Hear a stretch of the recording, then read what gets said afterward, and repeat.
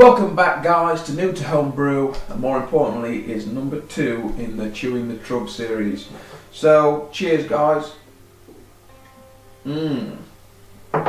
Yeah, unfortunately it's not a beer. Cup of tea. It's quite early in the morning. It's Saturday. Wife got up, went to work and woke me up, so I thought I'm going to get up then.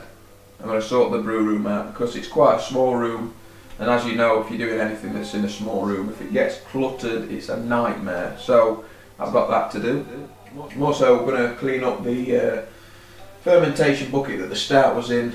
Actually run out of sterilising and cleaning fluid, which I get from the local shop. And so I just topped it up with boiling water and left it overnight. And so I'm going to clean it properly with the stuff and get that nice and shining. Same with the demijohn that the plum wine came out of. I'm going to clean that up. I've actually done it last night. It just wants rinsing out. And here it is, talking about it, the plum wine.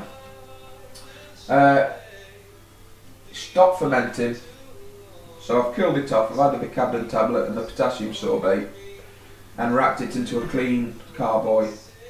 And I've actually filmed me doing that, so I'm going to play it now while I talk about it. So let's roll the tape. Racking the wine with the siphon hose into the new demijohn.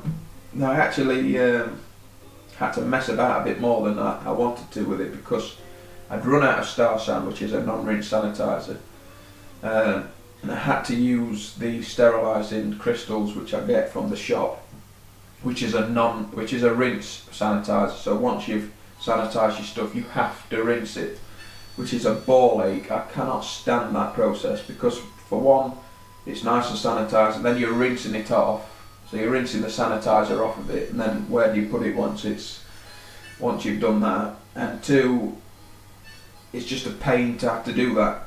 It adds more time to the process, but hey, that's what I had to do. So yeah, we're racking it in now and trying my hardest not to get any of the crap down in the bottom, but I did manage to pick up a few little bits which are floating in the top.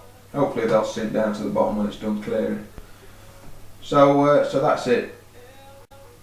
Yeah, guys, it's now got the airlock back in, and we're just going to wait now for Christmas for it to clear.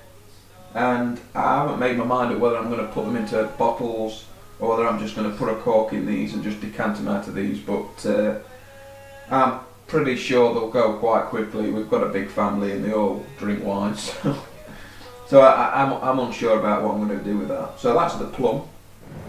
This was killed off about 2 weeks ago, I do believe, and it's clearing quite well.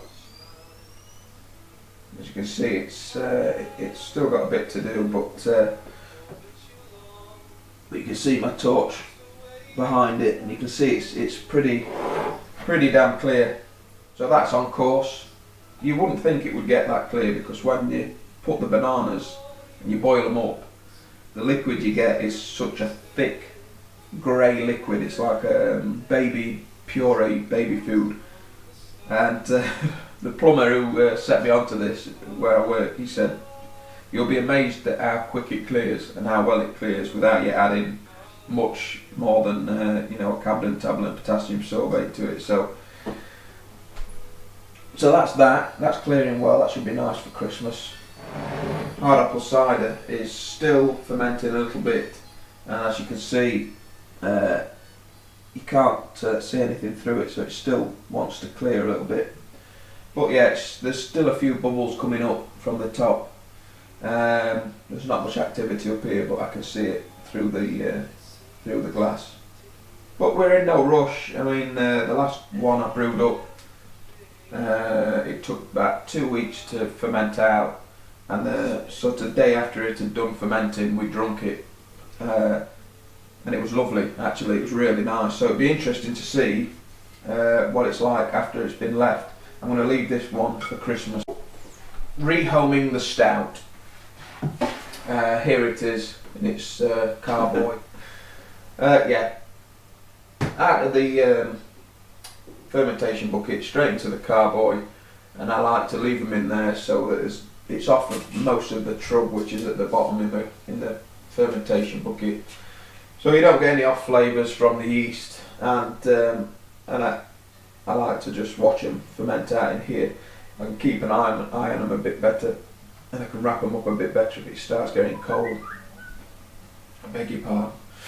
So that's the stout, and the old conker wood that we wrapped. This has been in here probably a week, is it? Yeah, it'd be about a week. So it looks like it's finishing fermenting. It's the levels in the airlock are getting more or less the same now, the same level. But again, I'll leave it a couple of days and I'll do a test on it, hydrometer test, over 2 consecutive days, and if it's the same, then it's finished fermenting. But the stout, when I wrapped it into this carboy, I did a hydrometer test and it was sitting at 1.012. So it's almost done with its fermenting. So it's not going to be too much longer in here before it's bottled. So when they're ready for bottling, I'll do the video on the bottling. Posted Craig's beer to him yesterday. Jesus wept, man.